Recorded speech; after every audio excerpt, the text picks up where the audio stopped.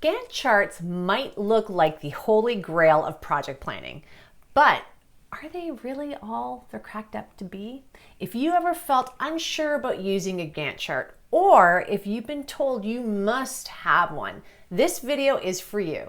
I've worked with thousands of project managers over the past 20 years, and one thing is clear. Gantt charts can be helpful, but they're not a one-size-fits-all solution. First, I'll walk you through some of the high-level pros and cons of Gantt charts, and then I'll dive deeper into the specifics. Gantt fact number one is a pro. Gantt charts give you the big picture. A Gantt is a type of a bar chart that illustrates a project schedule at a high level. It can also show some of the dependency relationship between tasks. Gantt charts are amazing when you need to zoom out and look at your whole project timeline. They lay everything out visually so you can see what's happening and when, all in one view. Now that's pure gold when you're presenting to your sponsor or trying to make sure milestones don't sneak up on you. These are some of the pluses of Gantt charts. They give you a bird's eye view of your entire project. They make it easier to align your team around the project's major phases. They help your stakeholders understand what's coming up. And they are great for showing how everything fits together over time. If you need to communicate a high-level timeline at a glance, this tool really shines. The key here is high level. Do not try to use a Gantt chart to plan your whole project. It's not the right tool for that. More on that later. Before we dive further into Gantt charts, if you are serious about leveling up your project management skills, this is what we do best. We've helped thousands of people sharpen their skills, and I've created a free guide that outlines the 6 essential project management basics to ensure success on even the toughest projects. Do you want a copy? Well, you'll find the link below to download it for free. Gantt fact number 2 is a con. They can overwhelm your team. While you may love the clarity of a Gantt chart, not everyone on your team will feel the same. For stakeholders who don't work in project management every day, I tell you, a full Gantt chart can feel like reading a map in another language. It's especially tough when you try to include every single task on the chart. This results in pages that are too long or zoomed out so far that nothing is readable.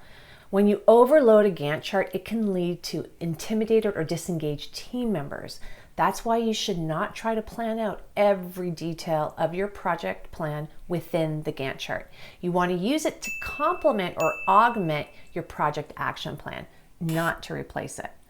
Bottom line, if your team looks panicked every time you share it, it's probably not helping. Gantt fact number 3 is both a pro and a con. They are a great supplement to your action plan, but not for day-to-day management. Okay, so what do I mean by that? Well, one of the biggest misconceptions I see around Gantt charts is that people think the Gantt chart is the project plan. It is not. Gantt charts are a scheduling tool, not a daily task tracker.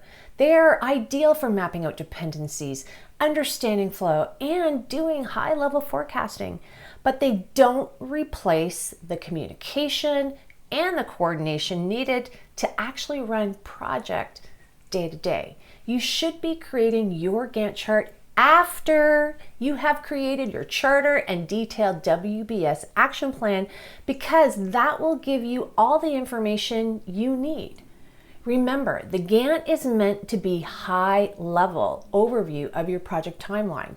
If you're only using a Gantt, you may find yourself constantly moving it around, and at that point, you may have to take a good look at whether or not you properly planned your project in the first place. If this is the case, and you are only using a Gantt to manage your project, then you will have bigger problems as the project progresses. I have a video that actually breaks down common planning mistakes just like this one. Type in the YouTube search bar, Adriana Girdler, project planning mistakes. Fact number 4 is a pro. You can create a Gantt manually or use software.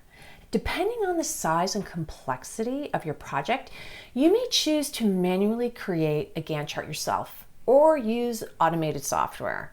There are dozens of software programs that can help you build Gantt charts. A quick internet search will lead you to all kinds like Microsoft Project, Monday.com, Asana, Smartsheets, and these are just to name a few. But if you don't have the time, or more importantly, money or resources to get your hands on them, don't worry. You can do it quite easily yourself using programs you already have, like access to Word or Excel. And sometimes simple Excel or Google spreadsheet is really all you need to manually build a simple Gantt chart when you want to see the big picture. This is important to keep in mind if you don't have the funds to buy software, or if everyone on the team doesn't have access to a particular software program. In my Slay project management course, I've taken the best of both worlds and created a very simple Gantt chart in Excel that you manually build and then link to your WBS. Whenever you change dates in your WBS, it then changes the corresponding information in your Gantt chart. These are two simple but powerful tools that I create in Excel, and they work well. Yes, they may not be flashy, there may be flashy alternatives available, but sometimes complicated things just isn't necessary. Fact number 5 isn't really a pro or a con, but just to say that the Gantt is not the only scheduling tool. There are alternatives. Sometimes the best project timeline isn't a Gantt chart at all. If your project has fixed dates and your team works better with day-to-day check-ins, a simple calendar view actually may do the trick. You can still show timing and deadlines, but in a way that feels more familiar and less intimidating. This is especially true for marketing, events, or projects where visuals need to be fast and functional. Use a calendar instead if your team works in short time frames or weekly sprints, the project is simple and driven by a fixed due date, or you want the timeline for everyone that they can easily read and interact with.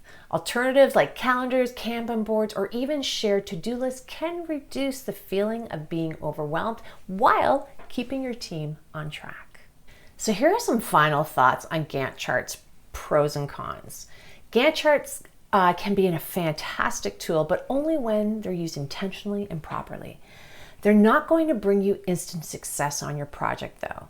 It's all in how you use them, just like any other tool. Whether you create a Gantt manually or you use a software program to make one, what's really important is how you are using the tool to interact with your teams, because that's what it's all about. Our whole purpose as PMs is to move a project forward, the people, the activities, and the tasks. You don't always need the fanciest tool to do that. What you do need to do is to think critically on how to use whatever tool you choose to get people to engage with so that they can successfully deliver.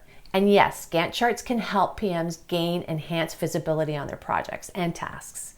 But if you find that the chart becomes a beast to manage, or worse yet, your team stops engaging with it, it may be time to simplify. Now that you know all about Gantts, you need to know how to ensure your projects are successful. I've written a guide on the 6 basics you need to keep your projects from failing. Grab the link below this video. If you still have questions about project management tools, I break down the topic in this video. Don't forget to subscribe. If you found this video helpful, I'd be grateful if you gave this video a thumbs up, give us a comment, and I'll see you at the next video.